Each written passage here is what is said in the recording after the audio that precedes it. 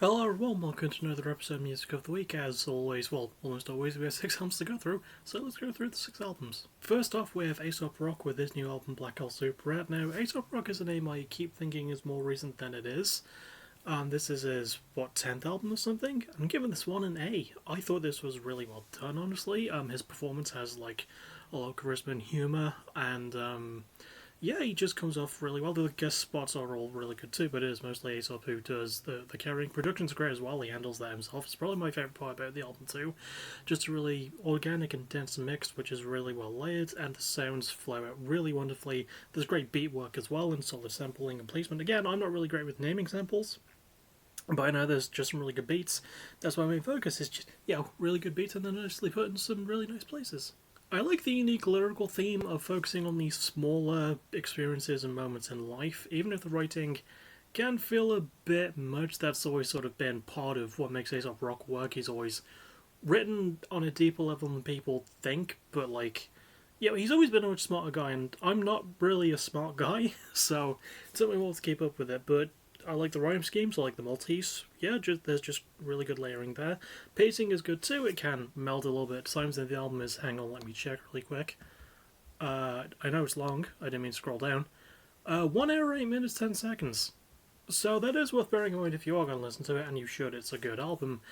But, it doesn't meld too horribly, and it manages to pick itself up near the end, so I would say it's worth giving this one a shot. Next up, we have one I sort of technically pulled forward, even though it actually came out in May, so I decided to just listen to it last weekend over a different album, which I'm going to get to in my catch-ups for. We have the Callous Boys with their new album, I Don't Want to See You in Heaven, and I don't really know what else I can say about the Callous Boys as a band, because this one gets an A+ all across the board. I will preface this by saying, right, it is their weirdest album. It's still their typical mathcore stuff with mixtures of symphonic elements, but there's also synth, there's bongos, there's a more populating autotune part in some areas. The last song, and my favourite song on the album, has an incredible saxophone solo. Because the Callous Boys just do not give a fuck, and that's what makes them so great. The instrumentation is fantastic, yes, heavy riffs, and I like the other things I just mentioned. I like that there's more keyboard work, which I think is a really wonderful element that they worked more on, especially synth. It's a really good fucking mix with their usual sound. The performance is all great too. Carson Pace is a great frontman, well, vocalist, but frontman works too. Everyone's really good on here. I don't know if they have any new members, I don't think they do. But yeah, lyrics are great as well. It focuses on a specific period of it's sort of got a concept using something called the Museum of Failure, and to quote from the Bandcamp page, or paraphrase slightly, each artifact in the Museum of Failure is looking at something in Carson's life during his 20s, because he's going to be 30 in a few years, which means, he was born in 1998, I believe. So that's disgusting. The first album came out when he was 20, maybe even 21. Fucking hell. I like that he uses the concept to go through things like addiction and depression, and he actually starts to grow as a person as a result, which is really good. The production is fantastic. It manages to keep up with the album's oddball tendencies and add to them, building up a really great sound in a polished but very open and, again, organic way. And pacing is great as well. It's just got so many weird things happening, but they all manage to work. It keeps things going in different directions, and it's unpredictable, but in a way that feels controlled without feeling constrictive. It just manages to hit all the fucking right notes for me. And it is a potential top 30, maybe even top 10 maker. And I don't think it would be hyperbole to say that this is the Callous Boys' best album. But again, it is their weirdest one. And this is already a weird band. I would say if you want to get into Callous Boys, listen to their previous album, Celebrity Therapist, which also rules. But yeah, just keep in mind that if you are going to go into this one, it's going to jerk you around in some weird ways. And it's going to make you confused at points, but it's also going to make you actually, feel shit, and I think that's why this album works as well as it does. It's probably the most emotional trip, which from these guys I was not expecting, but I'm not complaining at all. Next we have Civic and their new album Chrome Dipped, and I always think this is a very new band, but apparently I've listened to all 3 of their albums, which I didn't really pick up on until I was doing my research for the review for this. I'm giving it a B. I thought it was some pretty solid proto-posty punky stuff from Australia, a country I like when it comes to punk music in general. I do think the lyrics are a bit weird. I do sort of like the themes of existential grief and growth that are supposed to be there, but the actual writing comes across as a bit too not that. It just doesn't really feel like it matches the tone at all. It's a bit inconsistent, to be honest. Probably the most inconsistent one in terms of tone. But I quite like the instrumentation. It's got a lot of really good punch to the guitar work, and there's some really good drums. And I like that they experiment a bit more with keyboard stuff, which I think worked quite well. The band is still really good. I've always liked how they work together, and yeah, whoever does the drumming is probably my favourite member of the band. Just really solid timing on that.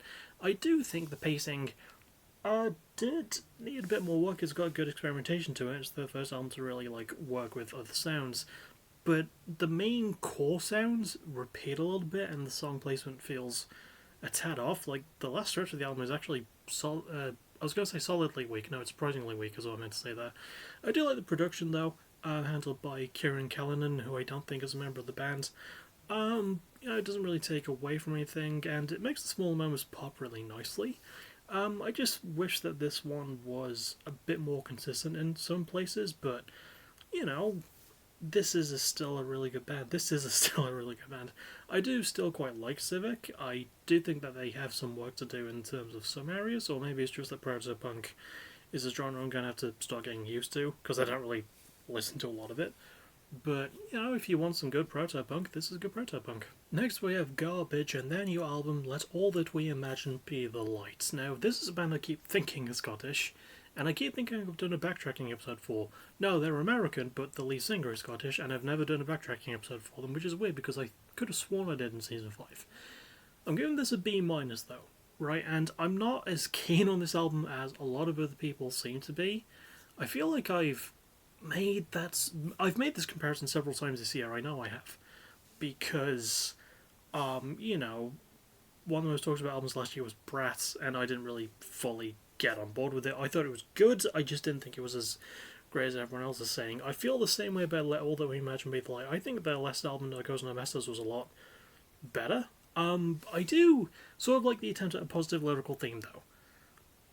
But, there's a good theme on accepting human flaws and your own mortality, and one of the main things leading to that was one of the songs in this album stemming from when lead singer Shirley Manson had to write one of the songs from home because she was recovering from hip replacement surgery. She is going to be 60 next year, so, that's sort of a good thing that could have cited more. But the phrases are extremely repetitive, and the writing feels a bit too dark. I'm pretty sure there's just a song here about being sexually assaulted. And I'm just, that's how you want to go with a positive theme, by including something like that. It just felt massively fucking dissonant in terms of tone. I didn't mind the performances. The band is still really good. Shirley Manson is still a really good vocalist. I do think she gets a lion's share of the attention here, though. I also like the instrumentation just fine. Not so much for the guitar work or the heavier rock lean of this sort of garage rocky, indie rocky band. I sort of forgot to mention their sort of alt rock style sound. I apologise, but in case I didn't, Aesop Rock is a hip hop artist. You probably know that already. Killer State Boys do mathcore. I think I mentioned that, and I definitely mentioned Civic's one. But I wish that there was more of a crunch on the guitar, but I like the sort of electronic vibe focus here. It actually kind of worked for me in some areas. I wish it worked a tad better. I do think the pacing really blurs a lot in some areas, especially in the first half of the album, and it doesn't capitalise on its unique sound as much as I wanted it to.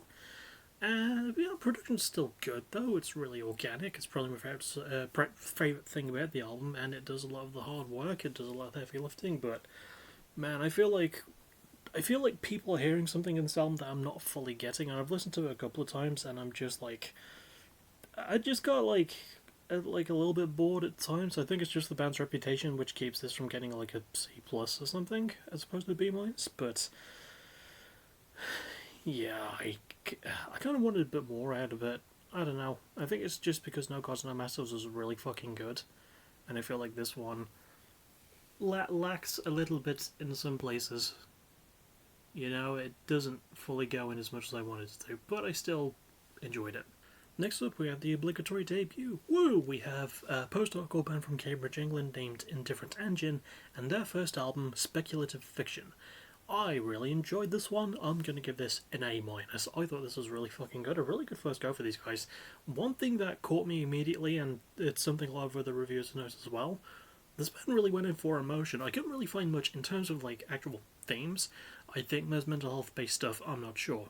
But it was more the writing and how impactful it felt that really drove the emotion home, and the delivery of the band, especially the lead singer, fucking, yeah, absolutely worked for me, and I think it worked for most of the people too. I also quite like the structuring. I actually dig that they tried to experiment with it a bit more, and post-hardcore is a genre that can benefit well from that.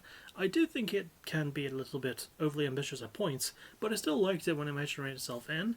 Instrumentation is really good as well. Probably my favourite thing about the album, maybe besides the band performances, I don't know. Riffs are incredible and there's good bass work. I like good bass work in a post-hardcore band, I do. I like how there's actually good focus on the bass, and production makes everything sound clean as well, but with that, like, raw, rough edge that this style of hardcore needs. Hardcore, not hardcore. Don't know what that is like. Is that songs about all the items you just have in your home? Okay, no, that's not mine. But yeah, this was a really impressive debut, and maybe my second favourite heavy UK band debuting album of the year. Probably next to Grief Ritual by Collapse, or Collapse or Grief Ritual. Yes, it's that one, the second one. I know I keep bringing that album up a lot, but it's really good. But anyway, yeah, this is a really good first effort from Indifferent Engine, so go check it out. And finally, we have Novelists with their new album Coda. This is a proggy metalcore band from France, and I'm giving this one a B+. I quite like this one. The main thing I liked about it was the introduction of a new lead singer, and the first female singer these guys have had, because this is their third singer, I believe, named Camille Contreras. I hope I'm saying either of those names correctly. Who does a really good job. I actually like how she projects her voice a bit more, and I like it when she screams, but her clean singing is definitely her biggest strength. I wish she leaned into it. But, well, weirdly less. I wish she screamed a bit more, because I don't think this album goes in as much as their previous stuff does.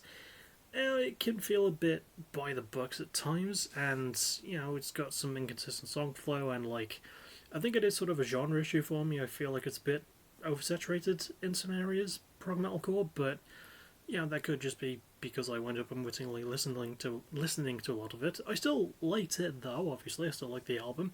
You know, lyrics. I also wish I liked more, because I think the main theme is kind of relationship based, but the tone of the messaging feels a bit, well, feels quite inconsistent. It feels a bit all over the place, and it feels like it's sort of self-argumentative, which doesn't really help a lot.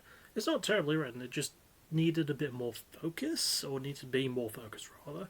But the instrumentation is still really good. Like prog metalcore usually always gets the riffs right. Really good guitar work. I like there's some good solos here too, and I quite like the drumming. I did also quite enjoy the production. It is further proof if proof be needed that when a band is allowed to produce their own stuff, it usually turns out quite well. And there's a really good sheen on this, and I like the organic vibe to it. And yeah, the band just really managed to capture their own sound quite well. You know, yeah, again, like maybe it's just a sort of genre thing for me, but you know, I still really like this one. I just think novelists need to fully make shit click for next time, but you know, hopefully they will, and they're still a really good band. Next is favourite song and favourite album cover, so I'd have to give favourite song probably to Country Song in Reverse from I Don't Want to See You in Heaven by Calistair Boys. It is an almost 12-minute long closer, which has so many weird things and twists and turns, and they're all amazing, and it manages to make it work and tie into the theme of the album wonderfully.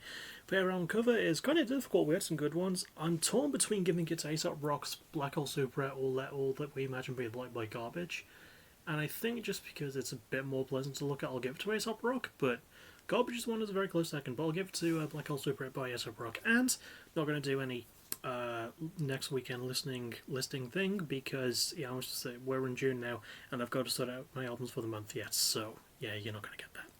That'll about it for me though. I'll see you all tomorrow for the final pay-per-view and the final ever show that I'll be streaming on WWE 2K24. That being Heat of the Moment. It's going to be incredible. I'll see you all for that, and hopefully on Sunday, the 15th of June, for a draft. I still need a few more wrestlers, but we're getting there. So yeah, I'll see you all for those things. As always, thank you for watching. You're awesome. Bye bye.